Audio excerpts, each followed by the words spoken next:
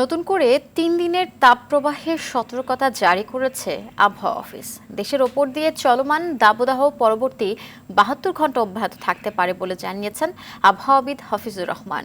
সকালে অধিদপ্তরের নিয়মিত ব্রিফিংয়ে তিনি জানান, জলীয় বাষ্পের আধিক্যের কারণে অস্বস্তি বাড়তে পারে। তীব্র দাবদাহে জনজীবন অস্বস্তিতে পড়েছে, শ্রমজীবী মানুষ পড়েছে বিপাকে। খান আলামিনের রিপোর্টে এর বিস্তারিত দেখুন। ওয়ালটন ফ্রিজ কিনে অনেকের মতো আপনিও হয়ে যেতে পারেন মিলেনিয়াল। সেরা পণ্যের সেরা অফার।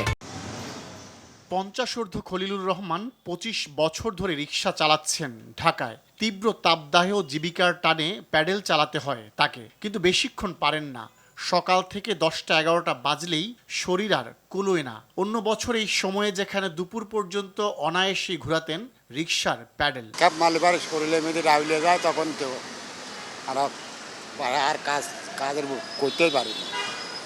কালকে ধরেন ঘন্টা ৩ চালাইছি না, একবারে অসুস্থ শুয়ে আছি না। শ্রমজীবী সবার অবস্থাই খলিলুরের মতো। গত বছরে এরকম ছিল না, এবার এক অতিরিক্ত গরম, সকাল থেকে 10টা পর্যন্ত চালা যান। দেশের মধ্যে সবচেয়ে বেশি তাপপ্রবাহ বইছে চুয়াডাঙ্গায়। টানা ২ দিন চলতি মৌসুমের মধ্যে সর্বোচ্চ ৪২.৭ ডিগ্রি সেলসিয়াস তাপমাত্রা রেকর্ড হয়েছে সেখানকার মানুষের অবস্থা আরো ভয়াবহ। হাসপাতালগুলোতে বেড়েছে রোগীর চাপ। তাপমাত্রা গরম, এই গরমে খুবই প্রচন্ড কষ্ট হচ্ছে। হাওয়া বাতাস নেই, অল্প জায়গার ভিতরে অনেক মানুষ, এর ভিতরে খুবই সমস্যা হচ্ছে। সমস্যার কারণে বাচ্চা আরো দুর্বল হয়ে পড়ছে।